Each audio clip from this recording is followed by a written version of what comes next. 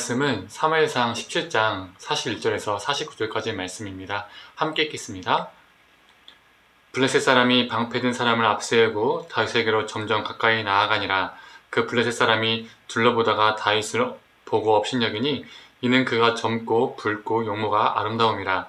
블레셋 사람이 다윗에게 이르되 네가 나를 개로 여기고 막대기를 가지고 내게 나왔느냐 하고 그의 신들의 이름으로 다윗을 저주하고 그 블레셋 사람이 또 다윗에게 이르되 내게로 오라 내가 네 살을 공중의 새들과 들짐승들에게 주리라 하는지라. 다윗이 블레셋 사람에게 이르되 너는 칼과 창과 단창으로 내게 나아오거니와 나는 만군의 여호와의 이름으로 곧 네가 모욕하는 이스라엘 군대 하나님의 이름으로 내게 나아가노라. 오늘 여호와께서 너를 내 손에 넘기시리니 내가 너를 쳐서 네 목을 베고 블레셋 군대의 시체를 오늘 공중의 새와 땅의 들짐승들에게 주어 온 땅으로 이스라엘의 하나님이 계신 줄 알게 하겠고 또 여호와의 구원하심이 칼과 창에 있지 아니함을 이 무리들에게 알게 하리라. 전쟁은 여호와께 속한 것인즉 그가 너희를 우리 손에 넘기시리라. 블레셋 사람이 일어나 다윗에게로 마주 가까이 올 때에 다윗이 블레셋 사람을 향하여 빨리 달리며 손을 주머니에 넣어 돌을 가지고 물매를 던져 블레셋 사람의 이마를 치매 돌이 그의 이마에 박히니 땅에 엎드러지니라. 아멘. 아침 묵상을 들으시는 모든 성도님들에게 하나님의 은혜가 있기를 간절히 소망합니다. 오늘 본문은 드디어 다윗과 골리앗이 마주하게 되는 내용이 나옵니다.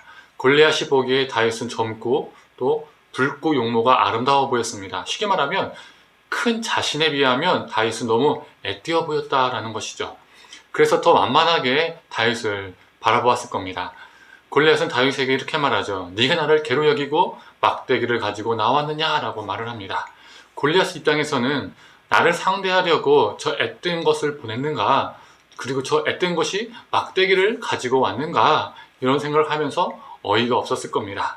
그리고 골리앗은 자신의 신들의 이름으로 다윗을 저주합니다. 한 명의 신이 아니라 여러 명의 신을 가지고 다윗을 저주한 거죠.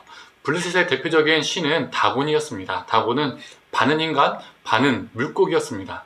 반인 반어의 신이었죠. 그리고 이 반인 반어의 이 다곤이라는 신은 풍요를 가져다주는 신이었습니다. 또 블레셋은 가나안 땅에 이주한 민족으로서 이 가나안 땅에 살면서 자연스럽게 가나안의 신들도 흡수하게 되었습니다. 이 가나안 땅의 대표적인 신이 누구죠? 네, 바로 바알입니다.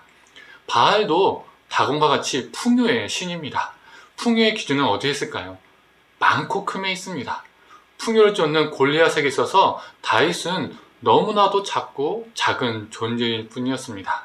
골리앗은 다윗을 죽여서 다윗의 살을 새들과 들짐승들에게 주겠다라고 으름장을 놓죠. 그때 다윗이 어떻게 말하죠? 45절의 말씀입니다. 다윗이 블레셋 사람에게 이르되 너는 칼과 창과 단창으로 내게 나아오거니와 나는 만군의 여호와의 이름 곧 네가 모욕하는 이스라엘 군대의 하나님의 이름으로 내게 나아가노라. 골리앗이 하나님의 이름을 계속적으로 모욕하는 것이 다윗의 거룩한 분노를 일으켰습니다. 그리고 다윗은 골리앗을 향해서 골리앗 너는 칼과 단창으로 싸우려 하지만 나는 여호와의 이름으로 가지고 너와 싸우겠다라고 소리칩니다. 그리고 47절의 말씀입니다. 또 여호와의 구원하심이 칼과 창에 있지 아니함을 이 무리에게 알게 하리라. 전쟁은 여호와께 속한 것인즉 그가 너희를 우리 손에 넘기시리라. 다윗은 여호와의 구원하심은 칼과 창에 있지 않다라고 선언합니다. 이 선언은 예전에 요나단의 고백과 참 같습니다. 3상 14장 6절에 요나단도 이렇게 고백하죠. 여호와의 구원은 사람이 많고 적음에 달려있지 않다라고 말을 하고 있습니다. 다윗의 고백과 요나단의 고백은요 참 비슷합니다. 그래서 둘은 의형제처럼 서로 아끼며 사랑하며 지낼 수 있었던 것 같습니다. 우리 하나님의 구원은 사람의 수에 달려있지 않습니다. 그리고 창과 칼과 같은 무기에도 의존하지 않습니다. 오직 하나님께서 함께 하실 때에 승리할 수 있음을 다윗과 요나단은 고백했던 것이죠. 다윗은 용감하게 달려가서 물맷돌로 골리앗을 쓰러뜨립니다. 이 다윗의 모습을 보면서 우리는 배울 수 있는 점이 있습니다. 우리가 인생 속에서 쫓아야 하는 것은 풍요가 아니라 여호와의 이름이라는 것이죠. 우리 인간은요 크고 많음에 상당히 관심을 갖습니다. 민감합니다. 우리 삶이 풍요로울 때 상당히 기분이 좋습니다. 그러다가 그 풍요가 사라지면 어떻습니까? 낙심하고 절망하기도 하죠. 상당히 우리가 그 풍요에, 그 큰 것에, 많음에 우리는 예민하게 살아갈 때가 많다는 것이죠. 반면 여호와의 이름이 존귀케 되는 것, 이것에는 참 무관심할 때가 있다는 겁니다. 무덤덤할 때가 많습니다. 나의 말과 행동으로 여호와의 이름이 존귀케 될 수도 있고 여호와의 이름에 먹칠을 할 수도 있는데, 이런 부분은 우리가 별 의식하지 않고 살아갈 때가 있다는 것이죠. 우리에게 다윗의 모습이 필요하지 않을까요? 우리가 쫓아야 하는 것은 다곤, 바알과 같은 이 땅의 풍요가 아니라 우리 여호와 하나님, 그분의 이름이 존귀 여김을 받는 것, 영광을 받는 것, 이것이 우리 삶의 중심이 되어야 되고 우리가 쫓아야 할 삶입니다. 우리 인생은 우리 삶과 풍요를 지켜줄 것 같은 칼과 창이 있는 것이 아니라 오직 여호와 하나님께 있습니다.